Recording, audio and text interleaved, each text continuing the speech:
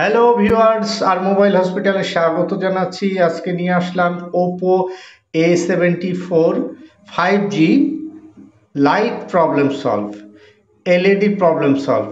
আজকে এলইডি প্রবলেমটা কিভাবে সমাধান করব সেটা আজকে তোমাদেরকে দেখাবো। এই ডায়াগ্রামের মাধ্যমে কিভাবে সমস্যার সমাধান করতে হয় আমরা ক্লিয়ার করে দেখে নিব। তো চলো যে আমরা ডায়াগ্রামের সিস্টেমেটিক ডায়াগ্রাম বোর্ড নিতে যাই। বোর্ড নিতে যাওয়ার পরে এই যে আমরা গ্রাফটা দেখতে পাচ্ছ এই যে চারটা লাইন। এই চারটা লাইন আমাদেরকে প্রথমে দেখতে হবে চারটা লাইন কি কি। এই চারটা line LED sink K1, LED sink K2 আর এলসিএম এটা পাওয়ার লাইন, আর ভি রেজিস্টার এলইডি কে এই লাইনটা আছে, তো আর বিপিএস পাওয়ারটা আছে। তো এই পাঁচটা লাইন আমাদেরকে চেক করে নিতে হবে। তো এখানে আমাদের যে ডিসপ্লে কানেক্টর আছে, কানেক্টরে আমাদের যেটা ইনপুট হচ্ছে ভোল্টেজ, সেই ইনপুটটা অন্যান্য সেটগুলোতে সাধারণত লাইট আইসি থেকে আসে, কিন্তু এইটার ইনপুটটা আসছে কোথায় থেকে? লাইটের এর কোনো নির্দিষ্ট এখানে আইসি দেওয়া হয়নি এই সেটটাতে, তাই এই সেটটা একটু আলাদা সিস্টেমে করা হয়েছে। তো এই সেটটা একটু ভালো করে ফলো করবে। আমাদের পাওয়ার আইসিতে কাজ করতে হবে।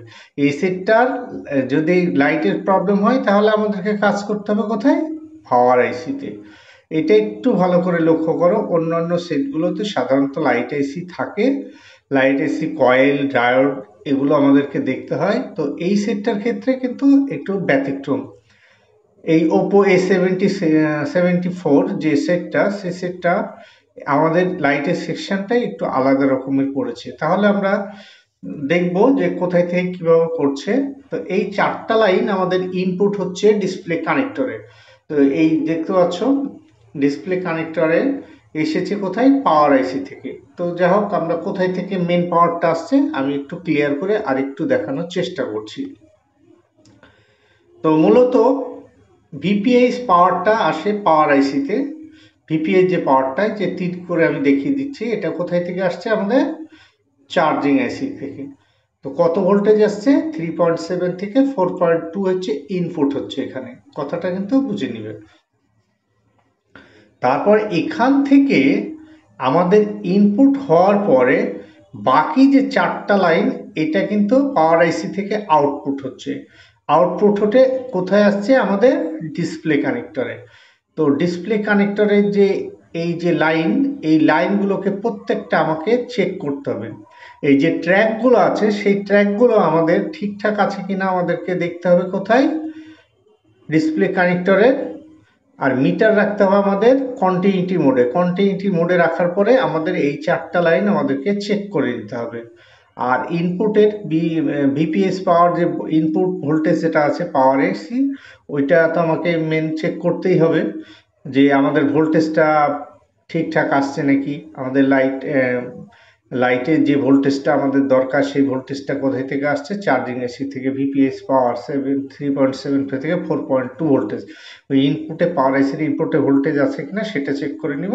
তারপরে আমাদেরকে আসতে হবে আউটপুটে যে ট্র্যাকগুলো আছে সেই ট্র্যাকগুলো আমাদের এসে ডিসপ্লে কানেক্টরে লাইনটা ঢুকছে, আমাদেরকে এই ভোল্টেজগুলো আমাদেরকে ক্লিয়ার করে দেখতে হবে। তাহলে আমাদের সমস্যাটা সমাধান হয়ে যাবে। যদি আমাদের এই ট্র্যাকে কোনো ভোল্টেজ না পাই আমরা, সেক্ষেত্রে আমাদেরকে বুঝে নিতে হবে যে আমাদের এটা পাওয়ার আইসি প্রবলেম। ভিপিএস পাওয়ার যদি পাওয়ার আইসিতে ঠিকঠাক আসে এবং আউটপুট যে ভোল্টেজটা আছে ডিসপ্লে কানেক্টর লাইট লাইনে যাচ্ছে, সেটা যদি আমরা না পাই তাহলে আমাদেরকে আইসিতে কাজ করতে হবে। তাহলে ইনপুটের ভোল্টেজ ঠিক থাকে আর আউটপুটের যদি ভোল্টেজ না পাই, সেক্ষেত্রে আমরা পাওয়ার আইসি রিভলভ করব অথবা চেঞ্জ করব। তো যাই হোক, ভিডিওটি যদি আমার ভালো লাগে চ্যানেলটি সাবস্ক্রাইব করবে। সবাইকে অসংখ্য ধন্যবাদ জানিয়ে শেষ করছি।